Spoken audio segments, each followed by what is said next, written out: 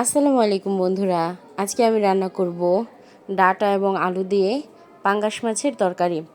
এই মাছটা সবার কাছে যদিও প্রিয় না, কিন্তু আমাদের ঘরে ছোটো বড়ো সবাই মোটামুটি খায়, কারণ এই মাছটাতে কাটা নেই, তাই সবার খুবই পছন্দের একটি মাছ। তো প্রথমে আমি মাছগুলোকে সুন্দরভাবে লাল লাল করে ভেজে নিয়েছি। এখন আগে থেকে পরিষ্কার করে রাখা ডাঁটা এবং আলুগুলো দিয়ে দিলাম কড়াইয়ে। তো সামান্য পরিমাণ লবণ দিয়ে ডাঁটা এবং আলুগুলোকে ভালোভাবে কিছুক্ষণের জন্য নেড়ে চেড়ে এখন আমি ঢাকনা দিয়ে ঢেকে দেব 5 মিনিটের জন্য। তো ঢাকনা উঠিয়ে এখন দিয়ে দিব হলুদের ফাঁকি, মরিচের ফাঁকি, ধনিয়ার ফাঁকি এবং পরিমাণ মতো লবণ। সব কিছু দিয়ে আবারও কিছুক্ষণ নেড়ে চেড়ে নেব। তো নাড়াচাড়া শেষ হয়ে গেলে আবার কিছুক্ষণের জন্য ঢেকে দেব, ঢেকে ভালো করে কষিয়ে নেব।